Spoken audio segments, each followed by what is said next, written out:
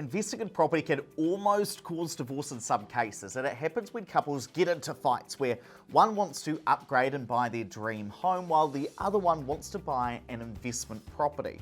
Now, should you buy your dream home or should you buy an investment property? That's what we're going to dig into today, including both the pros and cons, and to make sure you stick around to the end where you're going to learn how you might be able to have both. But before we get into that, bias alert. Here at Opus Partners, we help people invest in new build investment properties. So there is an incentive for me to tell you not to buy your dream home, just buy more and more and more investment properties, and better yet, make sure you buy it through your old mates at Opus Partners. But I'm not going to do that. This is going to be an honest comparison, because here's the truth.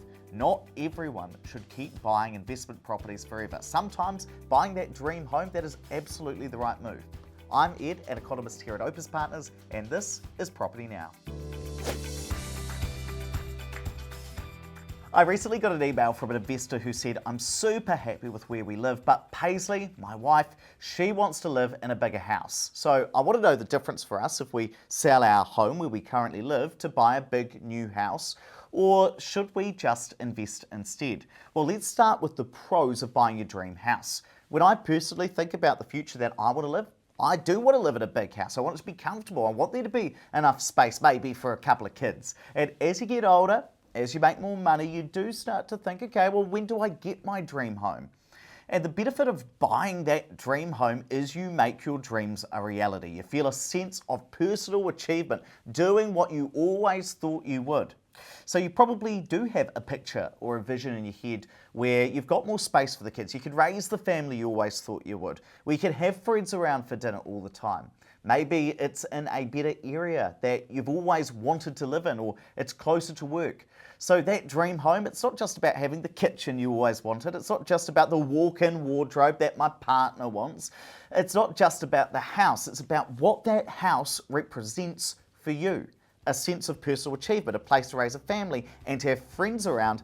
It's a house that you can call a home, but that dream home comes at a cost. Dreams are free, but dream homes definitely aren't. That investor I mentioned before, he thinks he'll need to take out $1 million mortgage to upgrade to the dream home. At today's interest rates, that's going to cost around about $1,500 a week, or up to $80,000 in the first year. In fact, over the next 15 years, this couple could spend $970,000 just paying the mortgage, even factoring in interest rates coming down a bit. Now, about $640,000 of that will just go to paying back the bank's interest costs, and at the end of 15 years, they'll still have a $660K mortgage. Less than a third of it would be paid off even after 15 years. Dream homes, they cost real money. Now, even if you can afford that mortgage repayment, that doesn't mean you can afford your dream home. Here at Opus Partners, our team are financial advisors, and the issue we see all the time is that Kiwis do buy their dream home, and to do that you might take out a massive mortgage, but then you have so much debt that the bank doesn't let you buy an investment property, or you don't have enough money left over to go and invest outside your family home. What's the risk with that, you ask? Well, you get to retirement, or you want to stop working early, and you have a really nice house. It could even be mortgage-free, but you've got no other assets. So you have to keep working for longer than you actually want.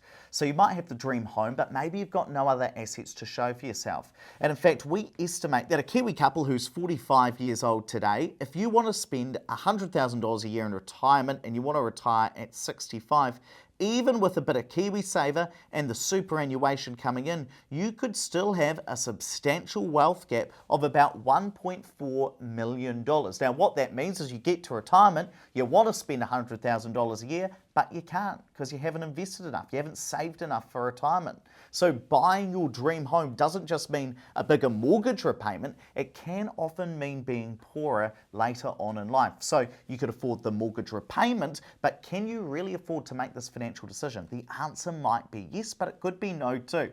But can you have it both ways? Is there a way to invest and get the dream home? Well, just before I tell you how, if you like learning about property in this upfront way, make sure you hit the subscribe button. We release new videos every Monday and Wednesday.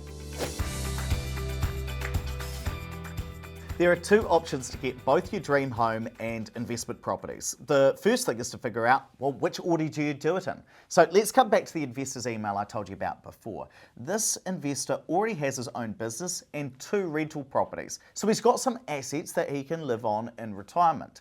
If his investment properties are enough to meet his financial goals, then, well, there's not much trade-off. He can spend the money, buy the dream home, because his financial future is already on track and sorted out. Now, you need to crunch some numbers, see a financial advisor to figure that out. For example, this is the software that I'm about to give to my financial advisors at Opus Partners to use. So if you're an Opus client, you'll get to use this.